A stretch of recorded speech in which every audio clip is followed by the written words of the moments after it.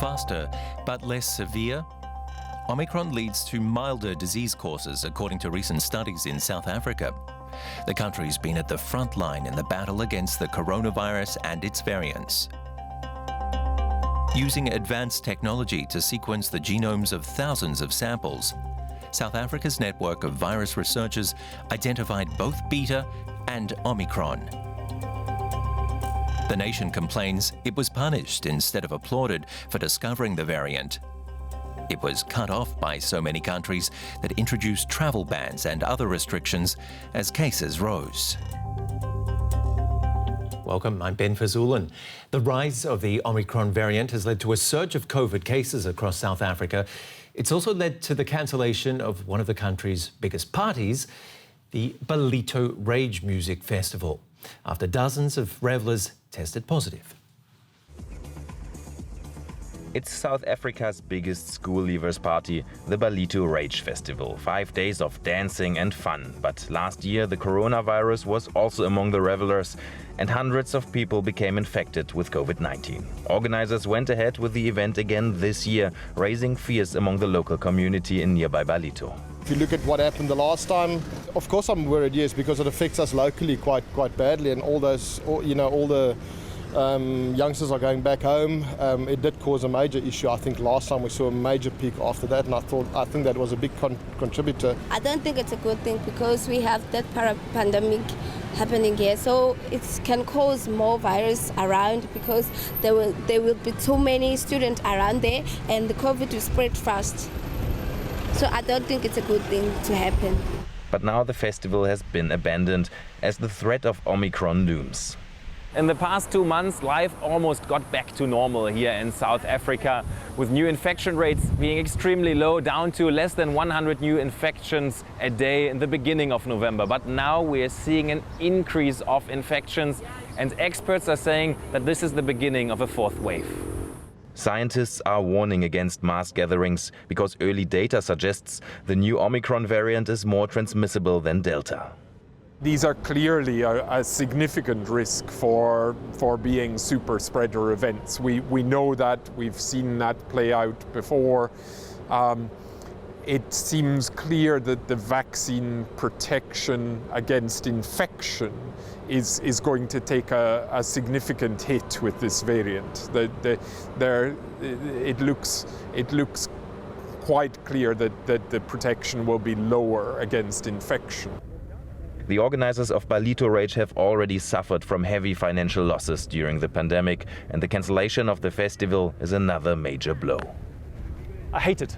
You know, it affects my business, it affects my industry, it affects what we do for a living, what we're passionate about. We're in the business of happiness. We're not in the business of being shut down all the time and told we can't do something, borderline criminalized for just trying to earn a living and look after our family and friends.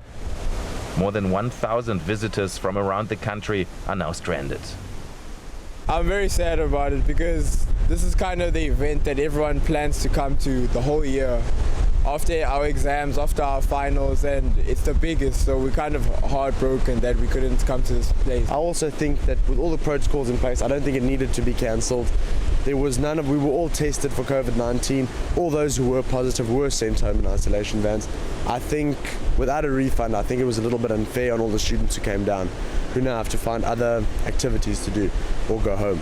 The promoter was hoping strict safety measures would prevent the spread of the virus, but despite mandatory vaccination and rapid tests for all attendees, they say the latest health data forced them to call off the event after just 1 day. Virologist Wolfgang Kaiser joins us from Cape Town. What does the latest clinical data from South Africa show in terms of how virulent this new strain really is?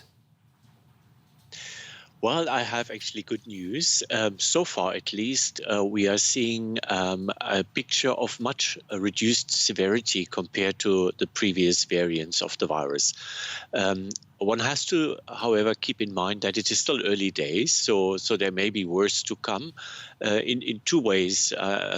Firstly, because the natural time course of infection, it takes a little while for people to become more severely ill. And we are still in our early days, and as numbers are surging, there are more and more people with recent infection. And then secondly, as we've heard just now, so far it's it's been predominantly younger adults that were affected, and there may be behavioral factors together with a likely increased transmissibility of the virus.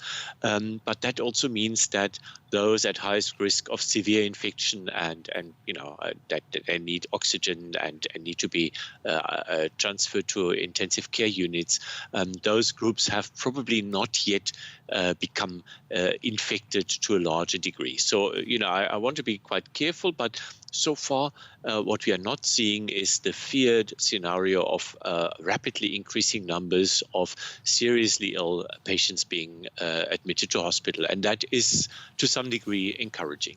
So a milder variant we're talking about here, but also less virulent? Yeah, that would be the conclusion, that it is, for some reason causes less severe disease. But as I said, there are many factors that play into this. For example, the profile of the population that has become infected and the time course. So, it remains to be seen whether that holds up. But so far, at least, we don't have alarming signals. On the other hand, one also needs to realize that this virus seems very well able to infect people with pre-existing immunity. So in South Africa, about a third of the adult population have been immunized, so much lower rate than in many industrialized countries. But they will have, some degree of protection against severe disease, even though the chance of becoming infected despite vaccination are apparently high. And the same is true for people, and that is the majority of the South African population who have previously been infected with COVID-19. So again, it doesn't mean they are reliably immune for long term, but it does give, of course, some degree of partial immunity. Again, which this new variant, the Omicron variant, can undermine. It can infect people who have recovered previously, but they are likely to also experience a much less severe course of infection. So again, that is something we need to keep in mind. We may be seeing a clinical picture which is determined by the large degree of pre-existing partial immunity. Again, I would say it is early days, but at least we are not seeing alarming signals. But what we are seeing very clearly and finding confirmed, because we thought it would be the case looking at the genetic profile of Omicron, is the virus's ability to infect people with partial immunity. So that it definitely can do. This is now being confirmed by actual population data. What about the reaction to this variant? I mean, we haven't seen the world act in unison and act so quickly with all these travel bans during this crisis until Omicron came along. What was that called for, shutting down these parties that we heard about and cutting off the country from the rest of the world? Well, it's twofold. I mean, firstly, I'm absolutely on the side of my fellow South Africans who are, appalled at the swift, and harsh reaction by many countries, basically cutting off travel from South Africa, which is very harmful, seeing that South Africa is now heading into what should be the main tourism season. So it's a very important activity for the economy, which is now being, all but ruined for a second consecutive year. So I think this is not warranted, and I very much hope that these rules and regulations will be revisited, at short intervals and will be corrected once they turn out not to be necessary. As regards events like this festival that was mentioned, I absolutely share the sentiment that this is the wrong time to be holding these. We are dealing with a variant that's surging and leading to surging case numbers.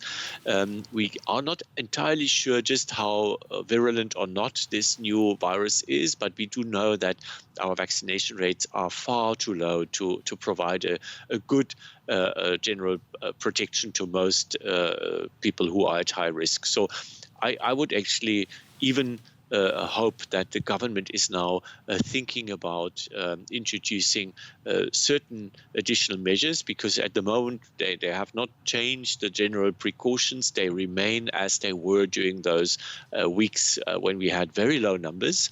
We did enjoy a very nice early summer where things were very relaxed, and you know how easy it is for people to dump their masks. I mean, mine is lying here on the desk, but you know, it's old habits come back, and that is perfectly fine. But now is not the time to be slack about it. Now we need to tighten it up again. And so I fully support this, and I think gatherings should be avoided, should be held in open air and with very limited numbers. Otherwise, we are risking a sustained rapid spread of this virus, and that is in no one's interest. Are we also risking transparency? Because South Africa was so transparent about this, but it was punished, not applauded. Is that something that is at risk? You know, it's the second time in a row. I mean, it is almost a year ago that we also discovered the Beta variant at the same time that the UK found the Alpha variant. And at the time already, travel bans hit the South African economy and South Africans very hard. And it took many months for them to be lifted again. And now that they have been lifted for only a relatively short while, now they have been brought back. So, yeah, there is a feeling of frustration, and people are actually hostile towards my colleagues and me who are running this surveillance network for the genomic surveillance of the virus in the country. We are basically being accused of having brought this miserable condition upon the country by, doing our work and by publishing it. But of course, all countries are actually obliged to do this. So it's not a question of choice. It should just be met with a more rational response. And I think there is a serious risk that countries may be discouraged from doing the same. And we know that many countries are not yet able to do such genomic surveillance, which is demanding, expensive, and it's not an easy feat. But as we are seeing now again, it is important. And, any, time advantage in being warned allows others, as is happening now, to check in how far this new variant has arrived already and is spreading locally. So, it should be in everybody's interest that such work continues and is being funded. But I think the global community is risking the goodwill by by being seen to punish those who blow the whistle. Virologist Wolfgang Kaiser, great to have you on the show today. Thank you. A viewer question now on antivirals and our science guy, Derek Williams.